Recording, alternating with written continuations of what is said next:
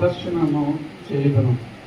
అచ్చగా కృతజ్ఞతాస్తుతులు చెల్లింపును, నీ ఆశ్చర్య కార్యమును వివరింపును. యెహోవా నీ నివాస మందిరమును, నీ తేజోమహిమ నిలిసి స్థలమును నేను ప్రేమించుచున్నాను.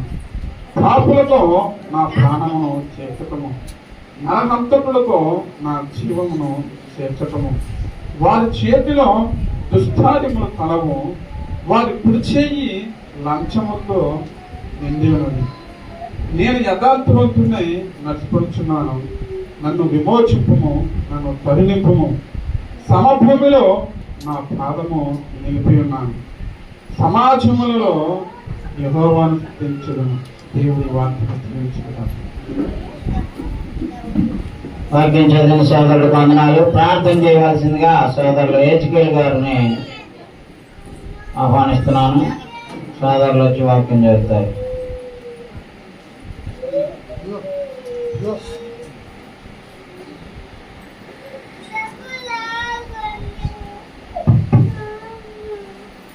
ప్రార్థన చేస్తున్నాను.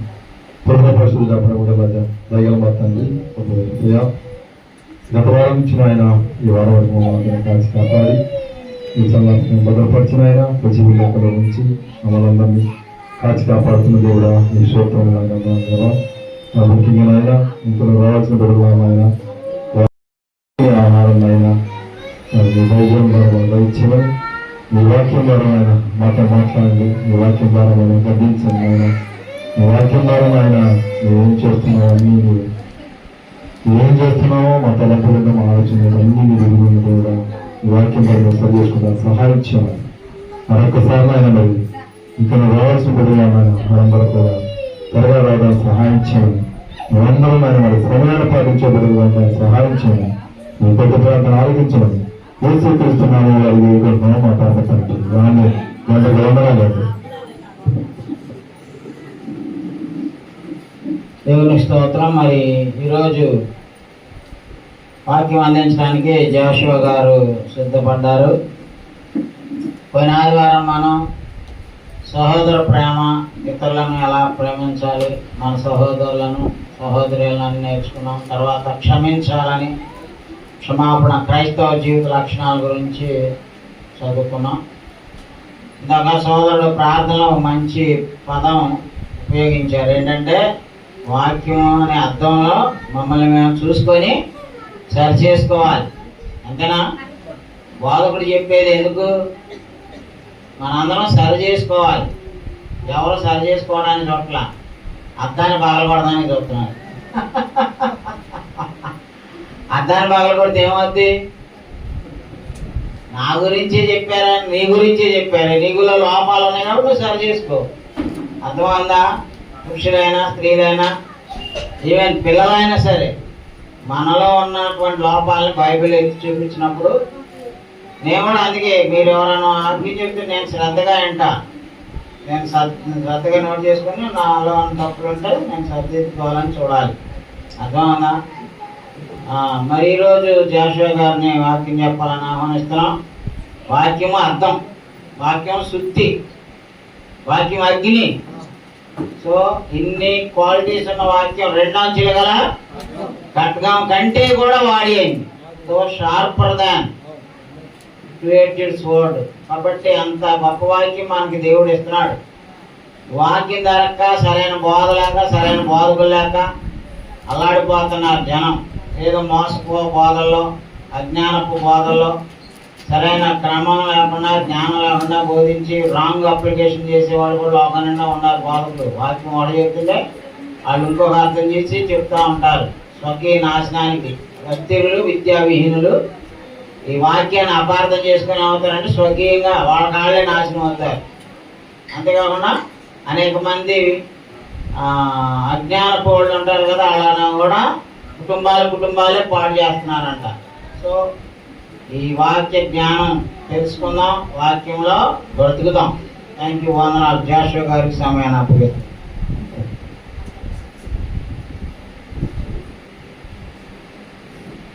ముందుగా గుడి వచ్చి మీ అందరికి నా హృదయపూర్వక వందనాలండి. అందరు బాగున్నారా? బాగానే ఉన్నారా? బాగున్నారా? సూపర్గా ఉన్నారా? మంచిది. ఈరోజు మనం ఒక మంచి అంశాన్ని తెలుసుకోబోతున్నాం. మత్తయి సువార్త 6వ అధ్యాయము 25వ వచనం చూడండి. ఏంటి స్పెషల్ ఈరోజు ఇంట్లో అందరికి? చికెనా మటనా? చికెనేనా? చేపల కైమా రసం, ఇంకా జేము గారు మీరు బాగా వండుతారు. ఏంటి స్పెషల్? పప్ప. మీ ఇంటికి వద్దాం అనుకున్నాను, పప్పు అన్నారు కదా, రాలేదు. అందువలన నేను మీతో చెప్పినది ఏమనగా, ఏమి తిందుమో ఏమి త్రాగుదుమో అని మీ ప్రాణమును గూర్చేయను, ఏమి ధరించుకుందుమో అని మీ దేహమును గూర్చేయను. అదండి, నేనేమో మా మమ్మీకి వార్నింగ్ ఇచ్చా, అమ్మ నేను వారానికి ఒకసారి వస్తాను విజయవాడ నుంచి, నేను వచ్చినప్పుడల్లా నాకు ఖచ్చితంగా చికెన్ కర్రీ బిర్యానీ వండి పెట్టని చెప్పి. పప్పుచారు చేసిందా? అయితే నేను బిస్మిల్లా బిర్యానీ తెచ్చుకుంటాను బయట నుంచి.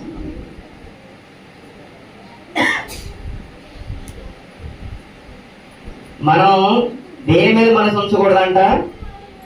అందువలన నేను మీతో చెప్పున్నది ఏమనగా, ఏమి తిందుమో ఏమి త్రాగుదుమో అని మీ ప్రాణమును గూర్చేయనను, ఏమి ధరించుకుందుమో అని మీ దేహమును గూర్చేయనను చింతింపుకుడి.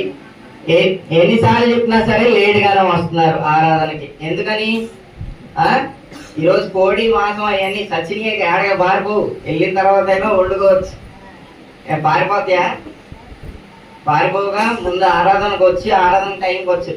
మా నాన్నగారి హయాంలో కాబట్టి మీకు చల్తా హై, నా దగ్గరకు వస్తే కుదరదు. బయోమెట్రిక్ పెట్టేస్తా బయట. 11ంటికి వచ్చి బయోమెట్రిక్ అటెండ్ చేయాల్సింది. 11ంటికి ఆరాధన అంటే 11:30కి 11:40కి వస్తున్నారు. అందరికి భయం. ఏంటి మా ఆఫీసుల్లో మీ ఆఫీసులో కనుక బయోమెట్రిక్ వేసి మళ్ళీ బయటికి వెళ్ళి అరగంట తర్వాత వచ్చి కూర్చుంటారు ఏంటి? అటు ఇటు తిరిగి అవన్నీ కుదరవు. సీసీ కెమెరాలు కూడా పెడతా కుదరలో. అందరూ టైంకి రండి అండి. ఆరాధనలో ఎన్ని భాగాలు ఉన్నాయి? మొత్తం 5 క్రమాలు. 5 క్రమాల్లో ఏది తప్పినా ఏమైనట్టు? క్రమం తప్పినట్టే, ఆజ్ఞ మీరినట్టే, క్రమం తప్పినట్టే. సో మీరందరూ సమయానికి రావాలని నేను కోరుకుంటున్నాను. మన ఏమి తిందుమో ఏమి త్రాగుమో అని ఏమి ధరించుకుందామో అని చింతించకూడదంట. వీళ్ళన్నిటి కోసం ఎవరు చింతిస్తారంట? 31వ వచనం చూడండి. కాబట్టి ఏమి తిందుమో ఏమి త్రాగుదుమో ఏమి ధరించుకుందుమో అని చింతింపకుడి. అన్యజనులు వీటన్నిటి విషయమే విచారించురు. ఎవరంట ఏమి ధరించుకుందామో ఏమి తిందామో అని విచారించుకునేది? అన్యజనులు. క్రైస్తవులైన మనకు వీటి మీద ఉండకూడదు. మనకి వేటి మీద ఉండాలి? ఏమా మనకి మంచి తిండి దొరకదు, మనకి మంచి బట్ట దొరకదు, మనకి ఆశీర్వాదాలు ఉండవు. అంటే ఇక్కడికి వస్తే మనకి ఆశీర్వాదాలు వస్తేనే చాలా మంది వస్తూ ఉంటారు. దేవుడు మనల్ని దీవిస్తాడు, మంచి కరుణిస్తాడు, మనకి ఆశీర్వాదాలు ఇస్తాడు, మన పిల్లలకు మంచి ఉద్యోగాలు ఇస్తాడు, మనకి మంచి ఆరోగ్యం ఉంటది. కానీ దేవుడు బిడ్డలైతే మనకి శ్రమలు ఉంటాయి అంటే ఎవరన్నా వస్తారా? శ్రమలు వస్తాయి, శోధనలు వస్తాయి అంటే ఎవరన్నా వస్తారా? వస్తానన్నవాళ్ళు చేతులు ఎత్తండి. ఎంతమంది ఉంటారండి? శ్రమలు వచ్చేస్తే కన్నీళ్ళు పెట్టి ఏం దేవుడు అని చెప్పి ఏదో ఒకటి ఎక్కడో చోటకి వెళ్ళి ఏదో ఒక తాయితులు కట్టించుకుంటారు. ఏవి పడతాయి చేసేవాళ్ళు ఉన్నారు, ఏవి పడతాయి ప్రమోషన్లు. మనుషులు వీక్నెస్లతో ఆడుకునే వాళ్ళు చాలా మంది ఉన్నారు. మన దాంట్లోనూ ఉన్నారు, అన్యుల దాంట్లోనూ ఉన్నారు. పలానా తాయితు కట్టుకో, పలానా ఉంగరం పెట్టుకో అని చెప్పి చేసేవాళ్ళు ఉన్నారు. మన దాంట్లో కూడా హోలీ వాటర్ అని చెప్పి మామూలు నీళ్ళనే డబ్బాల్లో పెట్టి అమ్మేవాళ్ళు కూడా ఉన్నారు. ఇప్పుడు బయట ఒకటి పెట్టి మామూలు ట్యాబ్లో పట్టిన వాటర్ హోలీ వాటర్ ఇది తాగితే రోగాలు అది అంటే మనోళ్ళు కూడా కొనుక్కెళ్తారు చాలా మంది. కానీ అలాంటి బిజినెస్ మనం చెయ్యం. ఎందుకని? అదంతా మోసం. ఇంకా నేను మా ఫ్రెండ్స్తో పాటు ఒకసారి ఒక మీటింగ్కి వెళ్ళాను. రా రా రా రా అంటే వాళ్ళేంటి బేసిన్లో నీళ్లు పట్టుకుని హోలీ వాటర్ పుష్ అని ఇసురుతున్నాడు. ఓ అవి మా మీద వాడాలి జనాలు తెగబరిగెడుతున్నారు. అలా ఉన్నారు ప్రజలు. మోసం చేసేవాడు అలాగే ఉన్నాడు, మోసపోయేవాళ్ళు కూడా అంతే రకంగా ఉన్నారు.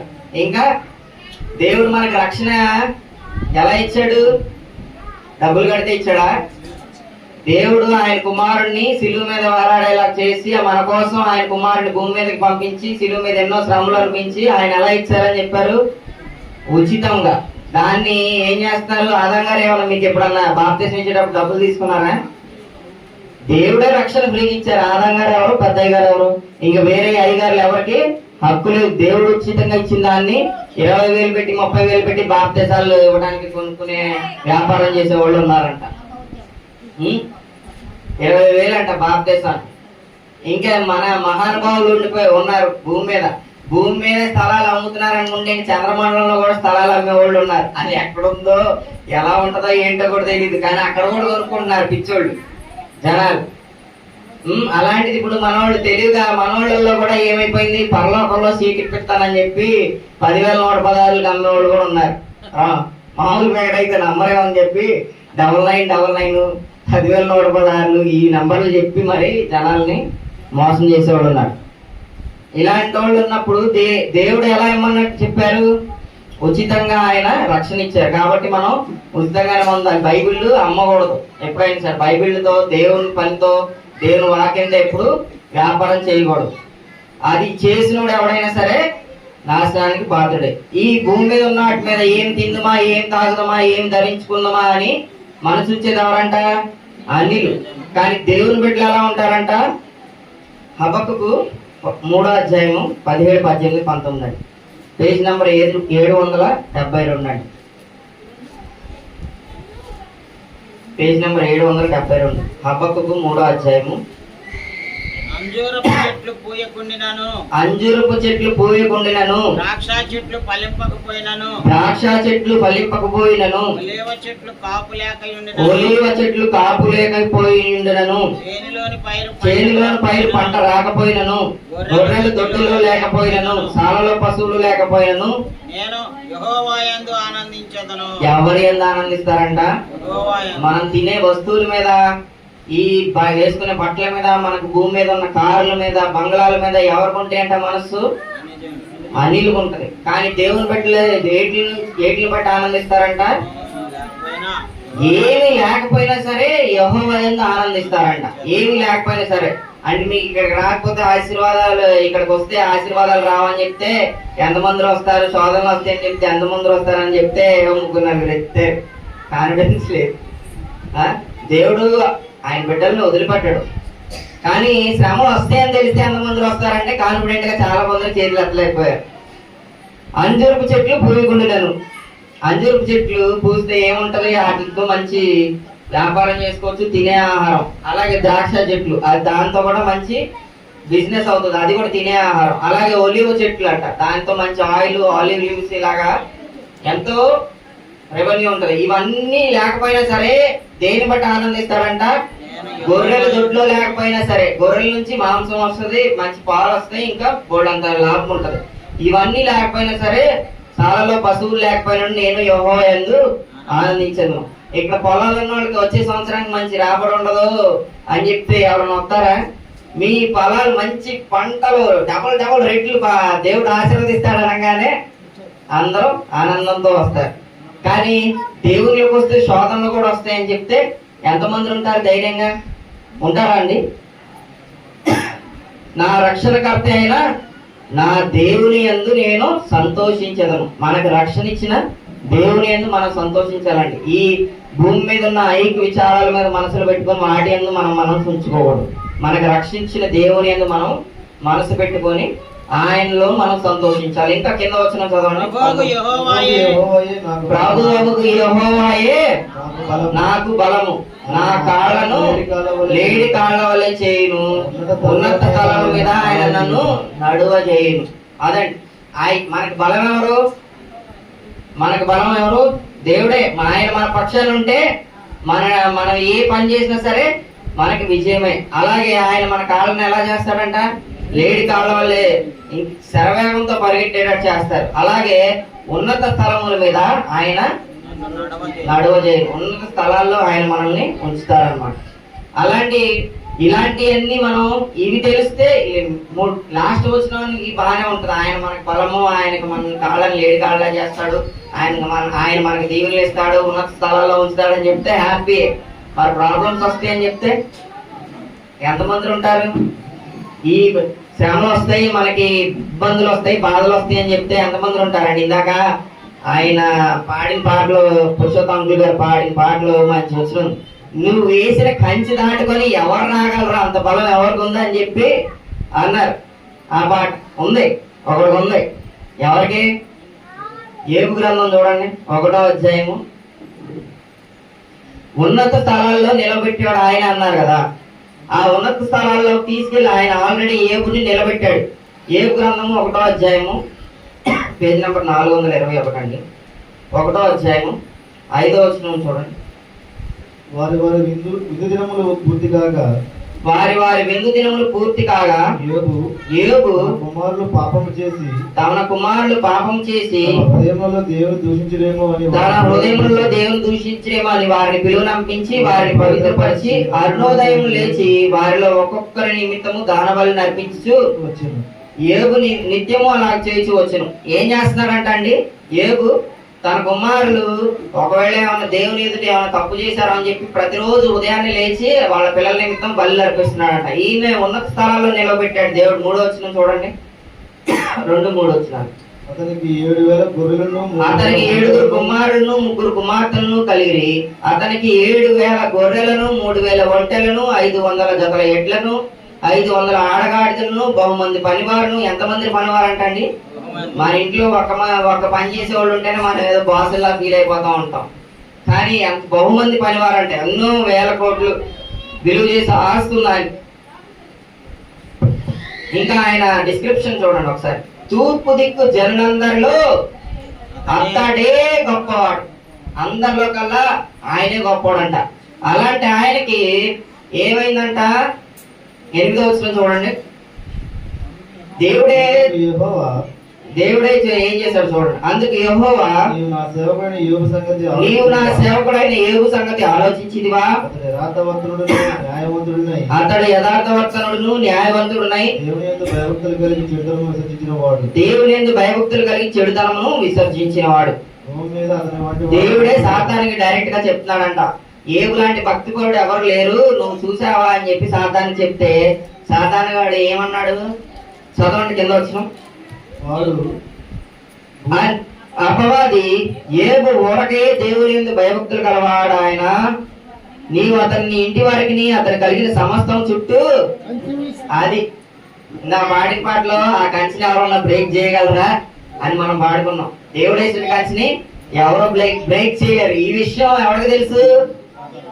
అది అందుకని ఆయనకి క్వశ్చన్ మార్క్ వేస్తున్నాడు. నువ్వు ఏబు చుట్టూతా, ఆయన పిల్లల చుట్టూతా, ఆయనకి ఇచ్చిన ఆస్తి చుట్టూతా కంచె వేసేది కదా, అందుకే ఆయన నిన్ను ప్రేమిస్తున్నాడు, నీకు భక్తిపరుడుగా ఉంటున్నాడు. ఒకవేళ నువ్వు ఆ కంచె కనుక తీస్తే నీవు అతని చేతి పనిని దీవించిన చేత అతని ఆస్తి దేశంలో బహుగా విస్తరించినది.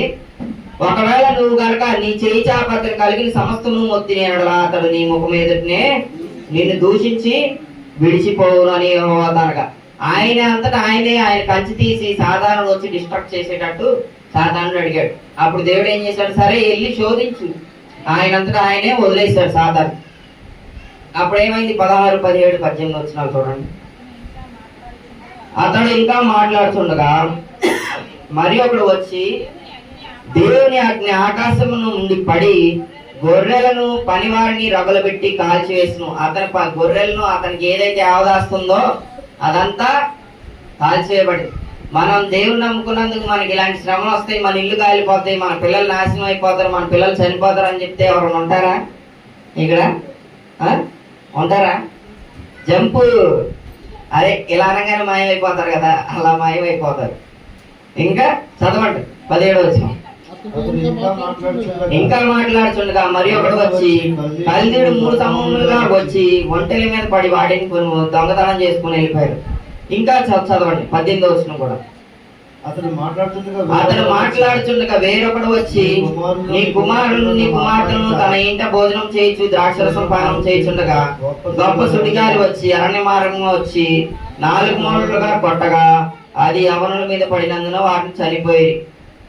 దీనిని తెలియజేయటకు నేను ఒక్కడనే తప్పించుకుని, ఈ అన్ని వచ్చిన చివరిలో నేను ఒక్కడనే తప్పించుకొని వచ్చాను, నేను ఒక్కడనే తప్పించుకొచ్చాను అని చెప్తా ఉంటారు వచ్చిన వాళ్ళందరూ. ఈ విషయం ఆయన ఇంకా వచ్చిన స్టార్టింగ్ ఇంకా మాట్లాడుతుండగా ఒకడు చెప్పే లోపల ఒకడు వచ్చి ఇంకోటి చెప్పే లోపల ఈ గ్యాప్ లోనే మల్టిపుల్, అంటే ఇన్ని సంవత్సరాల నుంచి దేవుడు దీవించిన ఆశీర్వాదాలు కలిగిన సంపద కుమారులు ఒకటి విని ఒక దుర్వార్త విని ఇంకొక దుర్వార్త ఆ చెప్తున్నా ఉన్నాడు, అది ఎండ్ అయ్యే లోపల ఇంకొక దుర్వార్త అలాగా మొత్తం ఆయన కలిగిన సమస్తం ఏమైపోయింది, నాశనం అయిపోయింది. ఎవరు తీశారు ఆ కంచె? దేవుడే తీశాడు. దేవుడు తీస్తే అలా కంచె మన మీద తీసేస్తే అన్ని శోధనలు మనకు వస్తే మనం ఉండగలమా అండి? మనం ఉంటామా అండి? ఉంటా అన్నోళ్ళు చేయొద్దండి. ఈ ఎక్సైజ్ ఎక్కువైపోయింది. ఎవరు ఎత్తరు, అమ్మో పొరపాటు పైన గబక్కడ అయిపోతాను పైన. అలాంటివి ఏమి ఉండవు. దేవుడు మన చుట్టూ వేసిన కంచిని ఒకవేళ తీసినా మళ్ళీ దేవుడు ఆయనకి ఏపుకి ఎలాగైతే తిరిగి ఇచ్చాడో మనకు కూడా మనకి శ్రమలు శోధనలు వస్తాయండి. దేవుడు బిడ్డలు ఆయన మధ్యలో వదిలిపెట్టడు. కానీ ఇక్కడ ఈయనకి కలిగిన శోధనలు ఏమైనాయి, మొత్తం నాశనం అయిపోయింది. అప్పుడు ఏమేమన్నాడు, ఎవరన్నా కలిగితే తట్టుకోగలమనే వాళ్ళు ఉంటారేమో కానీ ఈ మాట మాత్రం ఎవరు అనలేరండి. ఏ మాట?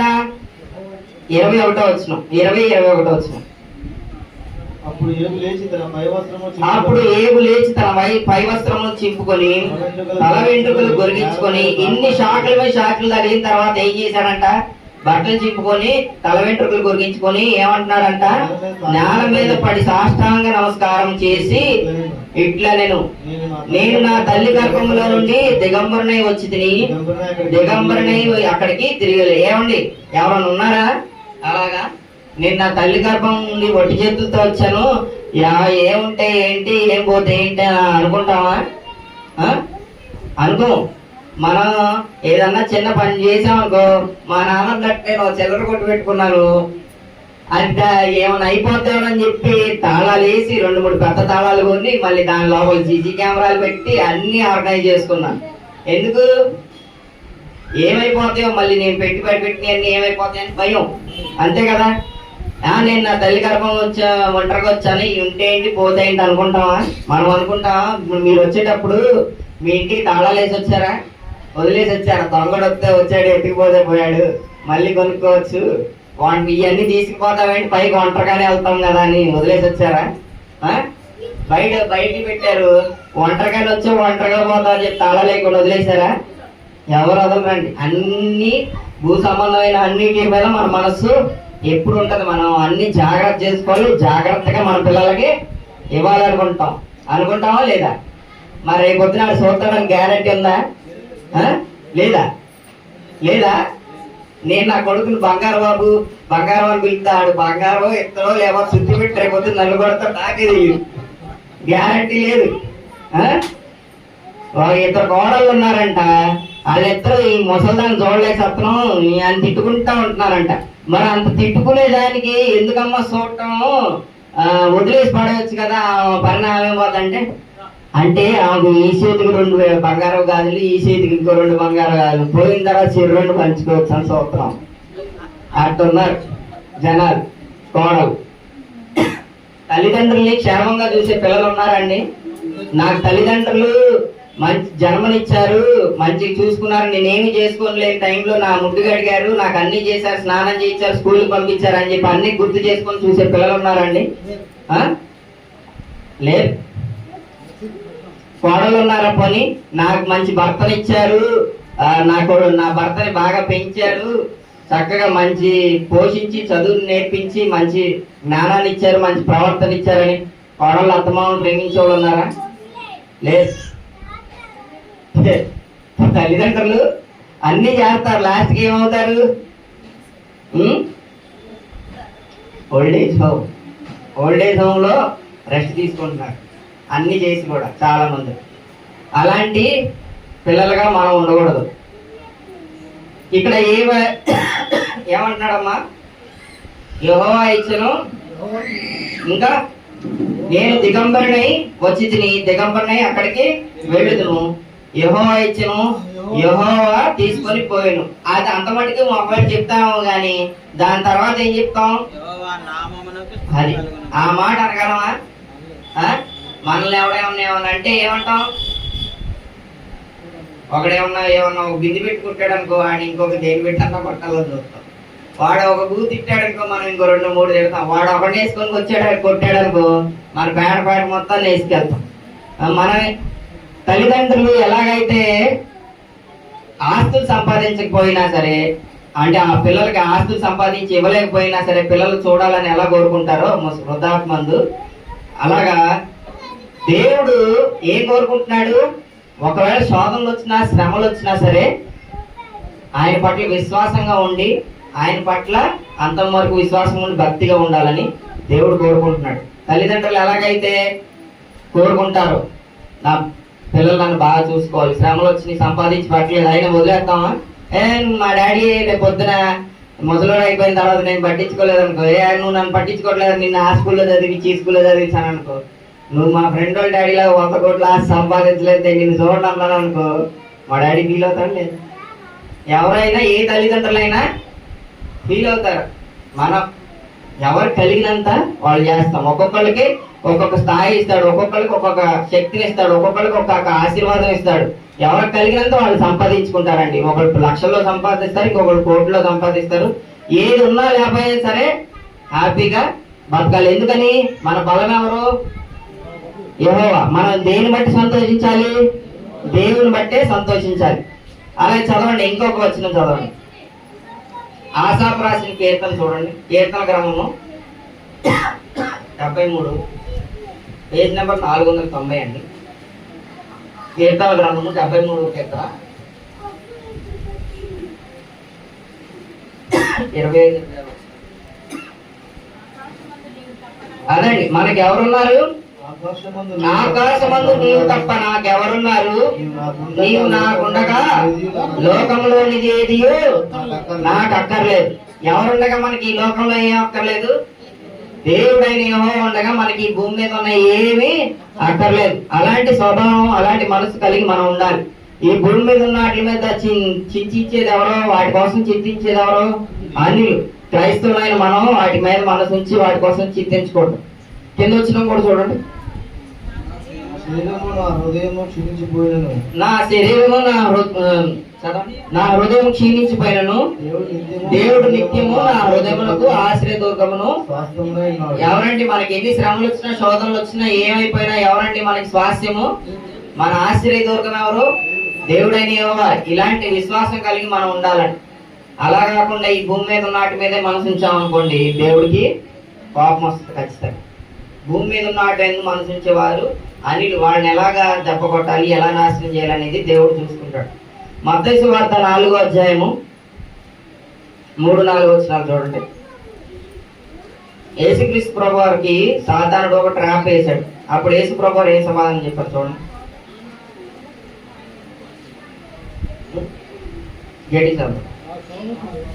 ఆ శోధకుడు 4వ అధ్యాయం 3-4 వచనాలు. ఆ చోదకుడు ఆయన ఎద్దకు వచ్చి, నీవు దేవుని కుమారుడు అయితే ఈ రాళ్ళు రొట్టెలు నవ్వునట్లు ఆజ్ఞాపించమని. ఏమండి? దేవుని కుమారుడి దగ్గరికి వచ్చి, యేసు ప్రభు దగ్గరికి వచ్చి, నీవు దేవుని కుమారుడు అయితే అంటే ఆయనే జస్టిఫై చేసుకోమంటున్నాడు. ఆయనే ప్యూర్ చేసుకోమంటున్నాడు. నీవు దేవుని కుమారుడు అయితే ఈ రాళ్ళు రొట్టెలన్నట్లు ఆజ్ఞాపించమను. అప్పుడు ఆయన ఏమన్నారంటే, అందుకు ఆయన, మనుషుడు రొట్టె వలన మాత్రము కాదు గాని దేవుని నోటి నుండి వచ్చి ప్రతి మాట వలన జీవించని వ్రాయబడి ఉన్నది. దేని వలన జీవిస్తాడు ప్రతి మనుషుడు? దేవుని నోటి నుండి వచ్చే ప్రతి మాట వలన. ఆ మాటలన్నీ ఎందులో ఉన్నాయి? మీ చేతుల్లోనే ఉన్నాయి, బైబిల్లో. మరి ఆ వాక్యానికి అనుసారంగా మనం జీవిస్తే ఖచ్చితంగా మనం ఈ భూమి మీద శ్రమలు అనుభవించవచ్చు, ఈ భూమి మీద మనం రోగాలు పాలవచ్చు, ఈ భూమి మీద ఎన్నో ఇబ్బందులు మనకు కలగవచ్చు. కానీ మనకి పరలోకంలో 10,116 లేకుండా ఫ్రీగానే దేవుడు ఆల్రెడీ ఇచ్చాడు కాబట్టి దాన్ని మనం పొందుకుంటాం. ఎవరికి రక్షణ? అందరికీ ఉచితంగా ఇచ్చాడు. ఆ రక్షణని మనం పొందుకుంటాం. అలాగే ఫిలిప్పీయులకు రాసిన పత్రికలో పౌలు ఏమంటున్నారు చూడండి. ఫిలిప్పీ రాసిన పత్రిక 1వ అధ్యాయం 21వ వచనం, పేజ్ నెంబర్ 178 అండి, కొత్త నిబంధన. నా మట్టుకైతే బ్రతుకుట క్రీస్తే, చావైతే లాభము. అయినను చాలండి. నా మట్టుకైతే బ్రతుకుట క్రీస్తే. ఎందుకని అంటున్నాడు? ఈయన ఎక్కడ ఉండి రాస్తున్నాడు ఈ పత్రికని? జైల్లో ఉండి రాస్తున్నాడు. అందుకని ఆ సిచ్యువేషన్ లో ఉండి ఆయన చెప్తున్నారు, చావైతే నాకు లాభం అంటున్నాడు. ఇంకో వచ్చిన చూడండి, 4వ అధ్యాయం 11, 12 వచ్చిన చూడండి. నాకు గొడవ కలిగినందున నేను చెప్పటలేదు, ఇలాగ చెప్పటలేదు. నేనే స్థితిలో ఉన్నానో ఆ స్థితిలో సంతృప్తి కలిగి ఉండ నేర్చుకొని ఉన్నాను. పౌలు లాంటి గొప్ప వ్యక్తి ఏం చెప్తున్నాడంటండి? నేనే స్థితిలో ఉన్నానో ఆ స్థితిలో ఎలా ఉన్నాడంట? సంతృప్తి కలిగి ఉన్నాడంట. ఉందండి మనకు సంతృప్తి? బంగారం రేటు పడిపోతుందంట. గబక్కమని వెళ్ళి 2 గ్రాములు 8 గ్రాములు కొనుక్కోచుకోవాలి. ఎందుకంటే పైకి వెళ్ళిపోతుంది. ఎంత పైకి వెళ్తే అంత కింద వస్తుంది. ఎంత చెప్పినా మావిడ అంటుంది, ఏమంటే ఎంతో కొంత బంగారం కొనుక్కోవాలి, ఇంకా పెరిగిపోద్దంట, డబుల్ అయిపోద్దంట, ట్రిపుల్ అయిపోద్దంట అని చెప్తున్నారు. పడే టైం వచ్చినప్పుడు ఎవరైనా ఏదైనా పడిపోతుంది. మనం ఏ స్థితిలో ఉన్నా ఆ స్థితిలో సంతృప్తి పొందుతున్నావా? మనకి ఈ రోజు 4 జతలు ఉంటే రేపొద్దు నీకు 10 జతలు కావాలి. ఈ రోజు ఇంకొక స్కూల్లో చదివితే ఇంకా బెటర్ స్కూల్ ఏదైనా వచ్చిందనుకో అందులో చదివించాలి. రేపొద్దు నువ్వు పెట్టిన డబ్బులకు తగ్గట్టుగా అవుట్పుట్ ఇస్తాడు లేదు తెలియదు. అమెరికాకి పొడవని పంపించారు జనాలను. ఏమైంది? ఇప్పుడు అక్కడ ఉండాలంటే 85 లక్షలు కట్టాలని మళ్ళీ మొత్తం వచ్చేస్తున్నారు. అందరికి లాసేనండి. ఎంతో పెట్టుబడి పెట్టి చదివిస్తాం పిల్లల్ని, వాళ్ళు సరిగ్గా ఉద్యోగాలు తెచ్చుకోకపోతే ఏంటి? మొత్తం మనం ఇంకా ఏదో చేసి ఏదో ఎక్కడికో వెళ్ళిపోవాలనుకుంటాం. అది దేవుడు దీవించాలి. మనం మాత్రం ఎలా ఉండాలి? మనం చేసే ప్రయత్నం మనం చేయాలి. దేవుడిచ్చే దేవుడు మనకి ఇస్తాడు. కానీ మనం ఏ మనస్తత్వం కలిగి ఉండాలి? పౌలు గారు ఇక్కడ ఏం చెప్పాడు?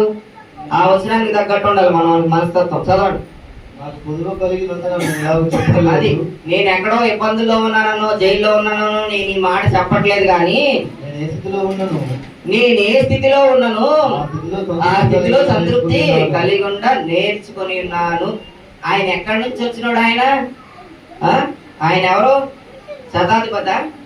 ఎంతో గొప్ప పొజిషన్ లో ఉన్నాడు. ఆయన ఆర్డర్ ఇస్తే సైన్యం దిగిపోద్ది.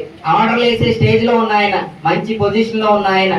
కానీ ఆయన ఎక్కడ ఉన్నాడు? ఇప్పుడు బందీగా జైల్లో ఉండి ఇబ్బందులు పడతాడు. కానీ ఆయన ఏమన్నాడు? ఏ స్థితిలో ఉన్నానో అది. మన దగ్గర ఇంట్లో 35 ఇంచెస్ 43 ఇంచెస్ ఉందని చెప్పి పక్క ఇంట్లో 54 ఇంకా 63 కొన్నారని చెప్పి ఇంకా పెద్దగా కొన్నారని ఏం చేస్తాం? ఏమండి మన బాధ పడిపోయింది. కొత్తటి కాదు, వాళ్ళ ఇంట్లో అది కొన్నారు, మనకు కూడా అలాంటిది కావాలి. అది కూడా వాళ్ళు అది కొన్నారు, మనకి అలాంటిది కావాలి. అవన్నీ అవసరం లేదండి. మనం ఎంత కొనుక్కోగలం అంత కొనుక్కోవాలి, మనం ఎంత చేసుకోగలం అంత చేసుకోవాలి. దేవుడు మనకి ఏ స్థితి కలిగిస్తే ఆ స్థితిలో మనం సంతృప్తి కలిగి సంతోషంగా ఉండాలి. ఎవరిని బట్టి సంతోషంగా ఉండాలి? దేవుడిని బట్టి సంతోషంగా ఉండాలి. అన్నీ ఏంటి? అన్నీ నాకు ఏమి నాకు ఏవి పడతాయి కొని ఏవి పడతాయి చేసాం ఏమవుద్ది? ఎగిరిపోతాం. ఎక్కడికి ఎగిరిపోతావో తెలియదు. ఇలాంటి మనస్తత్వం, సంతృప్తి కలిగే మనస్తత్వం లేని వాళ్ళు చాలా మంది ఉన్నారండి బైబిల్లో. ఎవరండి? మత్తయి సువార్త చూడండి. మత్తయి సువార్త 22వ అధ్యాయము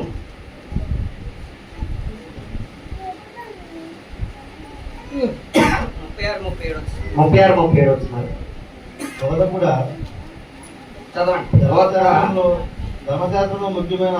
ధర్మశాస్త్రంలో ముఖ్యమైన ఆజ్ఞ ఏదని అడిగాను. అందుకు ఆయన నీ పూర్ణ హృదయముతోను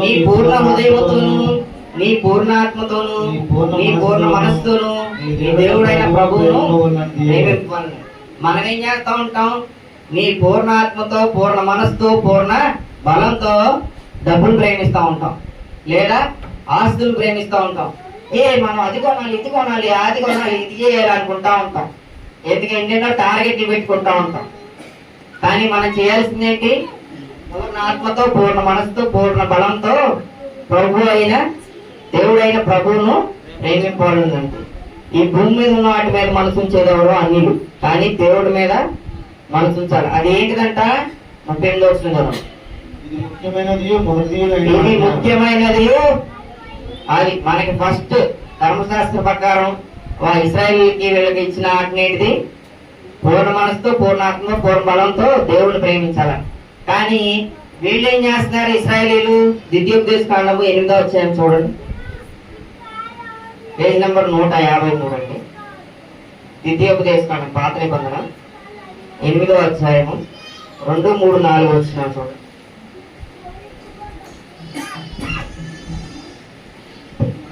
మరియు నీవు ఆయన ఆజ్ఞలను గైకొందువో మరియు నీవు ఆయన ఆజ్ఞలను గైకొందువో లేదో నిన్ను శోధించి నీ హృదయంలో ఉన్నది తెలుసుకొనుటకు నిన్ను అణచి నిమిత్తము అరణ్యంలో ఈ 40 సంవత్సరంలో నీ దేవుడైన యెహోవా నిన్ను నడిపించిన మార్గం అంతటిని జ్ఞాపకం చేసుకోను. ఆహారం వలనే గాక యెహోవా సెలవిచ్చిన ప్రతి మాట వలన నరుడు బ్రతుకులని నీకు తెలియజేయుటకు ఆయన నిన్ను అణచి నీకు ఆకలి కలుగజేసి నీవే గాని నీ పితరులే గాని ఎన్నడూ ఎరగని మన్నాతో వాళ్ళని అణిచి వాళ్ళకి ఆకలి కలుగజేసి ఏం చేశాడంట? వాళ్ళకి శోధించి వాళ్ళకి మళ్ళీ మరి వీళ్ళు ఏం చేశారు? ఉన్న దాంట్లో సంతృప్తి చెందారా? లేదు. వాళ్ళకి మన్నా పెట్టినా సరే, మన్నా అంటే ఏంటి? దేవదూతలు తినే ఆహారం. వాళ్ళని అణిచివేసి మళ్ళీ పైకి లేపి వాళ్ళని శోధించి మళ్ళీ వాళ్ళకి కావాల్సి ఇచ్చి అన్ని చేసిన వాళ్ళని 40 సంవత్సరాలు ఆ మార్గం అంతా నడిపించుకొచ్చిన అంత మన్నా తిన్నా, దేవదూతల ఆహారం తిన్నా. ఇంకేమంటారు లాస్ట్ లో ఇశ్రాయేలీలు? సంఖ్యాకాండం 11వ అధ్యాయం 6-7 వచ్చినారండి, 119 అండి పేజ్ నెంబర్. సంఖ్యాకాండం 11వ అధ్యాయము 6-7 వచ్చినారు చూడండి. ఈ మన్నా తాక మా కన్నులు ఎదుట మరేమీ లేదని చెప్పుకోండి. మా పొద్దాక ఈ మన్నానే మొన్నటిదాకా తినడానికి తినలేదు. ఇప్పుడు వీళ్ళకేంటి? ఆ దేవతలు తినే ఆహారం మన్నా కురిపిస్తే ఏమంటున్నారంట? ఈ మన్నా కాక మా కన్నులు ఎదుట మరేమీ లేదని చెప్పుకొని ఈ మన్నా కొత్తిమీర గింజల వలె ఉండేది, చూపునకు అది గోళం వలె ఉన్నాం. దేవతలు తినే ఆహారం కురిపిస్తే వీళ్ళు ఏమన్నారు? తిని తిని బోరుబట్టి ఏమి లేని వాళ్ళకి ఇది ఇస్తే, దేవుడు మంచి ఆహారం ఇస్తే ఏమన్నారు? మాకు ఇలా ఇది కొత్తిమీర గింజల వల్ల ఉందో, చూడటానికి బోళంలాగా ఉందని చెప్పి నిందిస్తున్నారు. ఇంకా మోసేని ఏ విధంగా టార్చర్ పెట్టారు? మమ్మల్ని అందరినీ, మాకు అక్కడ చక్కగా కూరగాయలు ఉండేవి, మాంసం ఉండేది, మాంసం లేదు, ఏం లేదు, మమ్మల్ని అరణ్యంలో తీసుకొచ్చి చంపుదామని చెప్పి తీసుకొచ్చి ఆయన్ని శోధించి వేధించారు. వీళ్ళు ఎలాంటి వాళ్ళు ఉంటారు? ఎక్కడో చోట పెడితే పిండి, లేకపోతే ఆ బ్యాచ్ ఇదంతా. అలాగా మోసేని శోధించారు. అప్పుడు మోసే ఏమంటున్నాడు? దేవుడి దగ్గరికి వెళ్ళి అడుగుతున్నాడు. చూడండి 13-14. ఈ సమస్త ప్రజలకు ఇచ్చుటకు మాంసం నాకెక్కడిది? వారు నన్ను చూచి ఏడ్చుచు తినుటకు మాకు మాంసం అని అడుగుతున్నారు. ఏడుస్తూ అడుగుతున్నారంట. ఏదో టార్చ్ పెట్టాడు.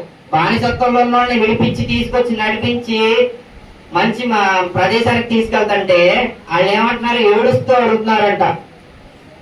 తినుటకు మాకు మాంసము అని అడుగుతున్నారు.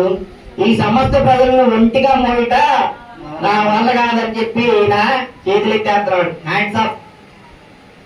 ఇంకా ఇది నేను భరింపలేని భారము, నీవు నా గిట్లు చేయదలిచిన ఎడలా నన్ను చంపుము.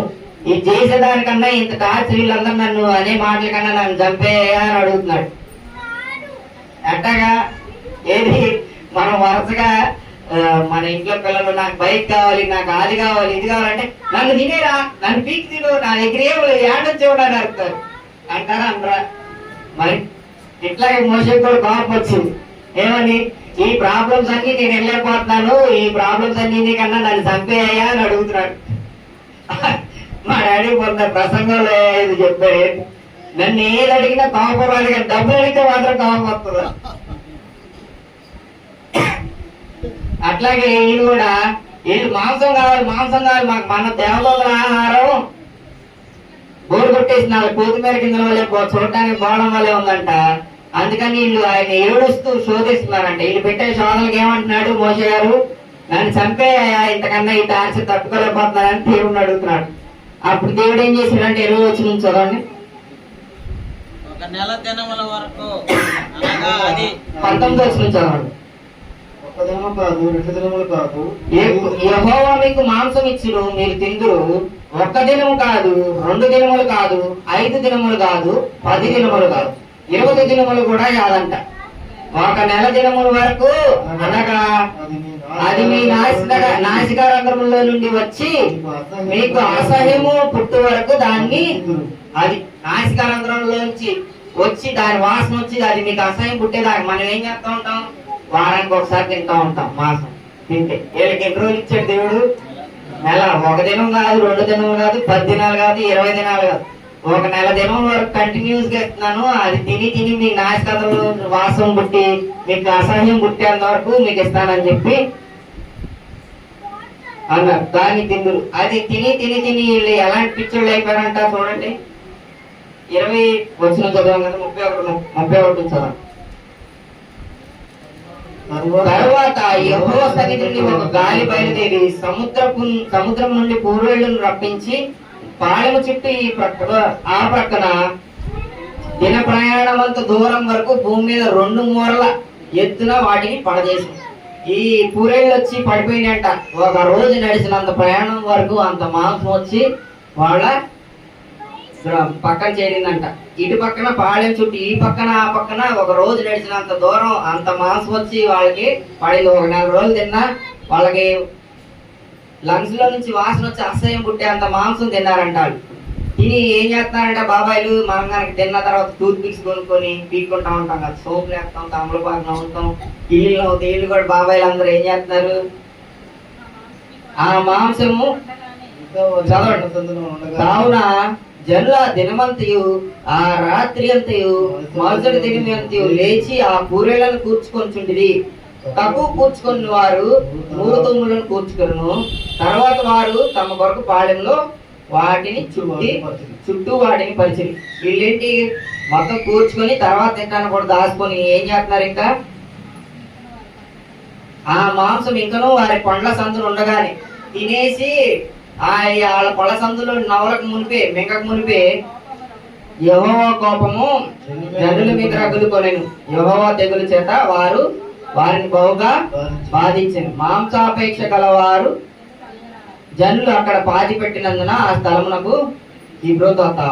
ఏం తిందుమా, ఏమి తాగుదుమా, ఏమి ధరించుకుందుమా అని వీళ్ళ వాటి కోసం చింతించాడు, మాంసం కోసం. అలాంటి వాళ్ళందరినీ ఏం చేశాడు దేవుడు? భూమి మీద ఉన్నవాటి అని మనసు ఉంచకూడదు. అలాంటి వాళ్ళందరినీ దేవుడు నాశనం చేశాడు. ఎంతమంది ఇక్కడ మనం వచ్చిన వాళ్ళు చూసినట్లయితే మొత్తం పాదాల మీద నడిచిన వాళ్ళు ఎంతమంది ఉన్నారంటే సుమారుగా 6 లక్షల మంది ఉంటారయ్యా పాదాచారులు. వీళ్ళందరూ నేను ఎక్కడ పెట్టేదయ్యా అని చెప్పి మోషే గారు ఈ 16-17 వచనాల్లో దేవుడిని అడుగుతున్నాడు. వీళ్ళందరికీ నేను ఎక్కడ పెట్టా? వాళ్ళందరికీ మాంసం కురిపించాడు. వీళ్ళందరూ మాంసం పిచ్చోళ్ళు అయిపోయి దేవుడినే మార్చేశారు. తర్వాత ఏం చేశారు? ఒక విగ్రహం తయారు చేసుకొని దాన్ని పూజించడం మొదలెట్టారు. ఇలాంటి వాళ్ళందరినీ దేవుడు ఏం చేశారు? వదిలేరా? బయలుదేరటం ఎంతమంది బయలుదేరారు? సుమారుగా 6 లక్షలు. ఏది పెద్దోళ్ళు, ఇంకా పిల్ల జల్ల ముసలి ముత్తక మొత్తం యాడ్ చేస్తే ఇంక ఎక్కువే ఉంటారు. మరి వాళ్ళందరిలో కల్లా ఎంతమంది రీచ్ అయ్యారు? 2. ఎవరు వాళ్ళు?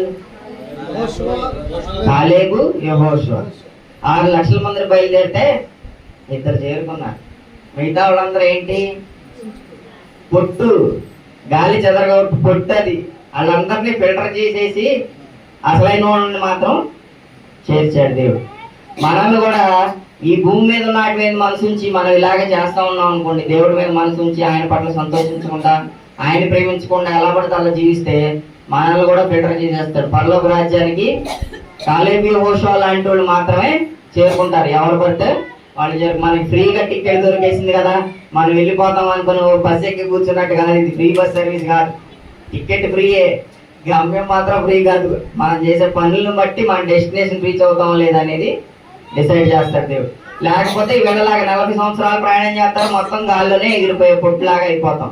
దేవుని పట్ల మనసు ఉంచుకోకుండా ఈ భూమి మీద ఉన్న వాటి మీద మనసు ఉంచితే మనం ఇశ్రాయేల్ లాగే నాశనం అయిపోతాం. అది మనం తెలుసుకోవాలి.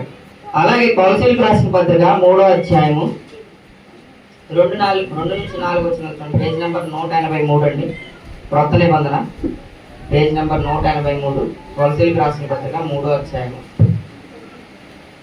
2 నుంచి 4 వచ్చిన. అదండి చూడండి, చదవండి, గట్టిగా చదవండి. ఇక నుంచి మనం ఇప్పుడు చేయాల్సింది ఏంటో తెలుసుకుందాం.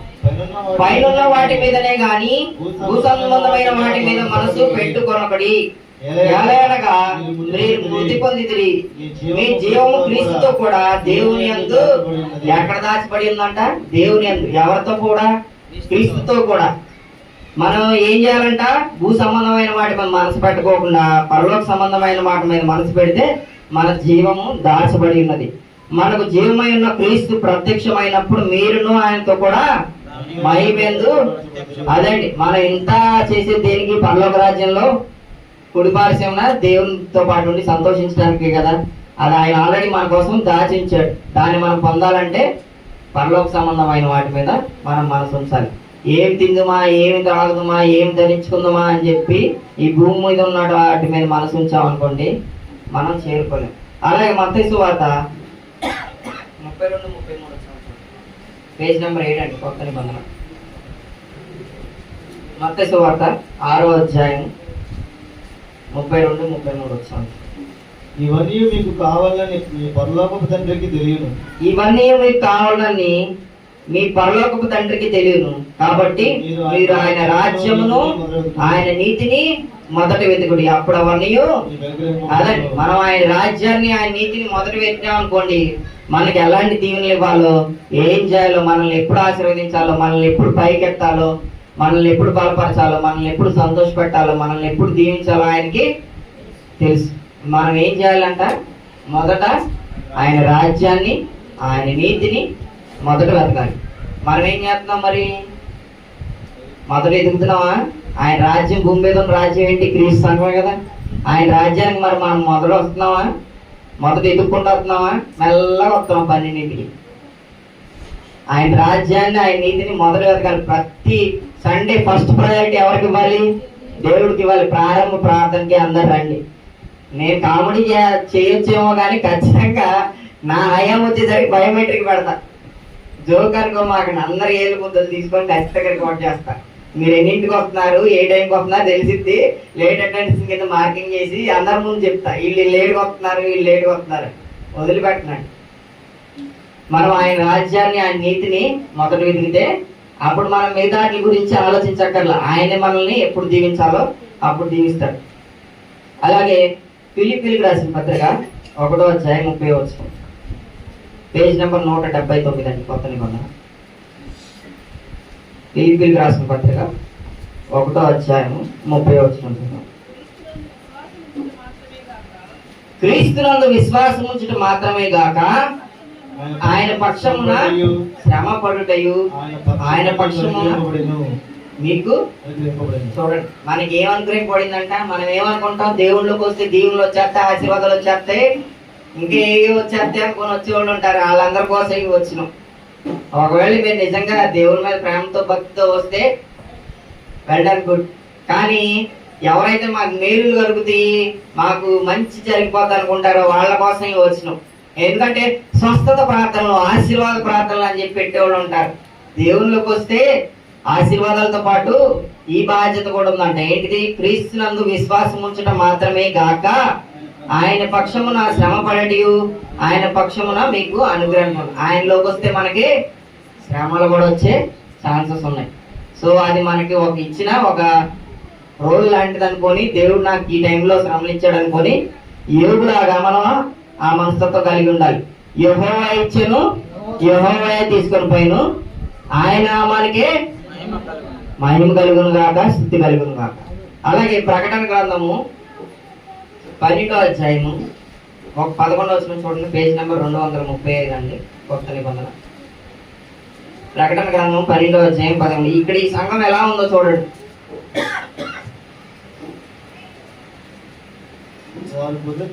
వారు గొర్రెపిల్ల రక్తమును బట్టి తామిచ్చిన సాక్ష్యమును బట్టి వారిని జయించి ఉన్నారు కానీ మరణం వరకు తన ప్రాణమును ప్రేమించిన వారు ఏం కారంటాళ్ళు? ఇక్కడ ఉన్నోళ్ళు ఇప్పుడు మనం సడన్ గా ఇక్కడికి ఎవరైనా టెర్రరిస్ట్ వచ్చి లేకపోతే బిట్టుగా ఎవరైనా ₹1,00,00,000 చేసేమన్నారనుకో, మీరు యేసు ప్రభు నమ్మట్లేదని చెప్పండి, మా దేవుడిని నమ్మండి అని చెప్పండి అన్నారనుకో, ఏమంటారు? ఎవరి కాళ్ళు వాళ్ళ పేరు చెప్పి జంపు, తర్వాత చూసుకుందాం, ముందు ఏంటో జంప్ అయిపోవాలి మాట మార్చే వాళ్ళు కూడా చాలా మంది ఉంటారు.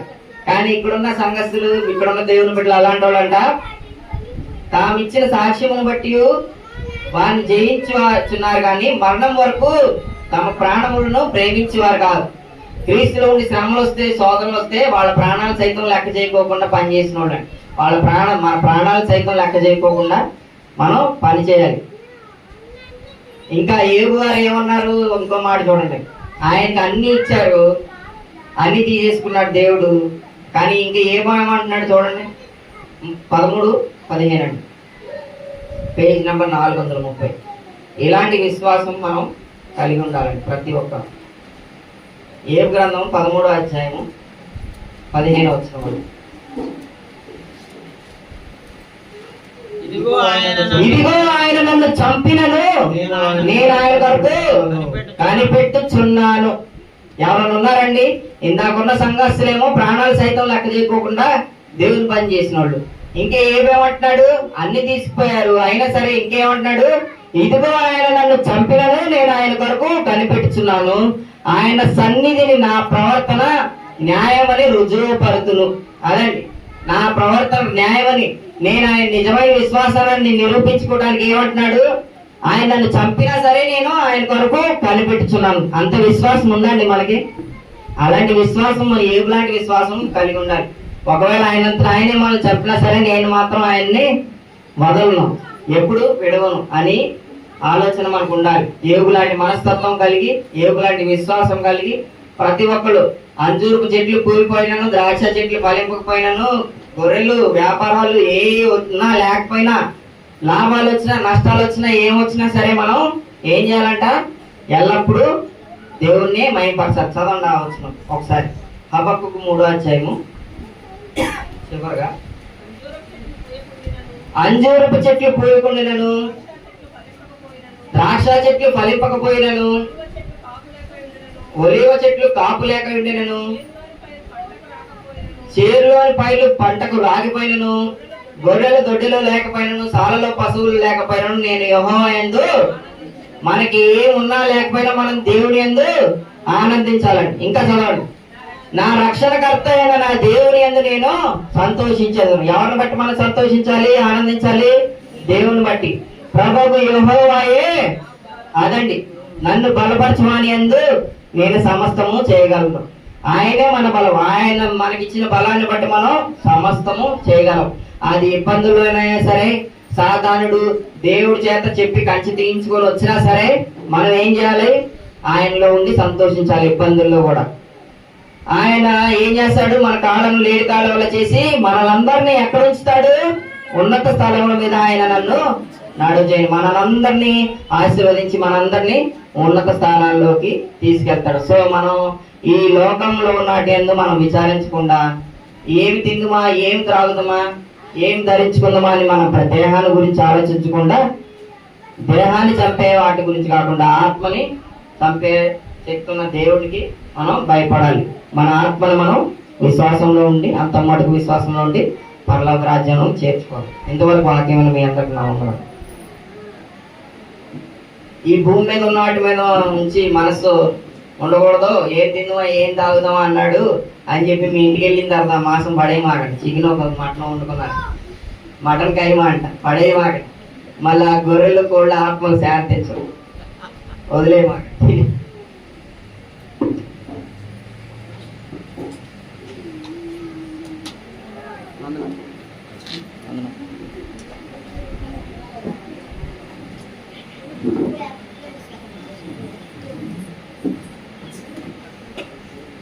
పూరి ప్రజలందరికీ ప్రభుత్వం వేసుకుంటున్నాము. అందరికీ వందనండి.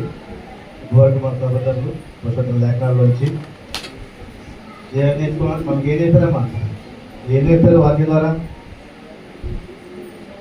దేని గురించి ఆలోచించాలి? మాకు వస్త్రాల గురించా, ఆహారం గురించా, బట్టల గురించా, ఇంకేమైనా వస్తువుల గురించా? వీటన్నిటి గురించి ఆలోచించాల్సిన అవసరం ఎవరికీ లేదు. ఆయన రాజ్యాన్ని, ఆయన నీతిని మొదట వెదకుడి. ఇది ఒకటి మాత్రం చెయ్యం.